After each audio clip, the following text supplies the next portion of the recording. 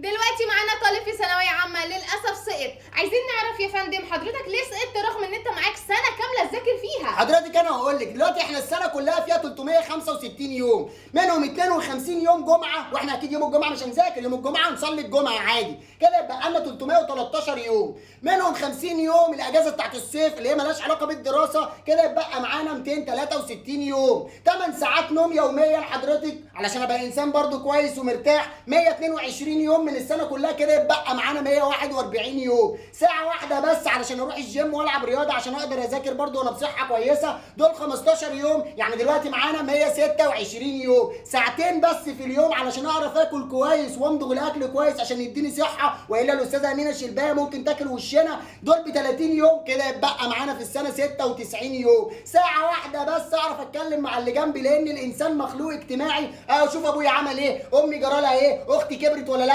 اخويا ذاكر ولا لا، ساعه واحده بس في اليوم، يعني 15 يوم، كده يبقى معانا من السنه 81 يوم. الامتحانات في مصر حضرتك بتاخد 35 يوم لوحدها، كده يبقى معانا 46 يوم. الاعياد في مصر حضرتك اعياد قوميه دينيه انسانيه نسويه كلها على بعضها 40 يوم في السنه، كده يبقى معانا من السنه 6 ايام. قولي هيجي لي دور برد يا ستي في السنه كلها في 3 ايام، ومع ان ده مش طبيعي تماما، بس انا معاكي للاخر، كده يبقى لنا في السنه كلها 3 ايام، يومين بس علشان خاطر المناسبات العائليه، ابن عمي بيتجوز، بنت خالتي بتتطلق، ما انا لازم اروح، ما هو ده واجب يعني، كده بقى يوم واحد بس في السنه حضرتك. ما ذاكرتش فيه ليه اليوم ده؟ اليوم ده هو يوم عيد ميلادي حضرتك، يعني اسيب عيد ميلادي واقعد اذاكر؟ معقوله؟ قولي لي على اي وقت طول السنه فاضي انا ينفع اذاكر فيه وانا اذاكر؟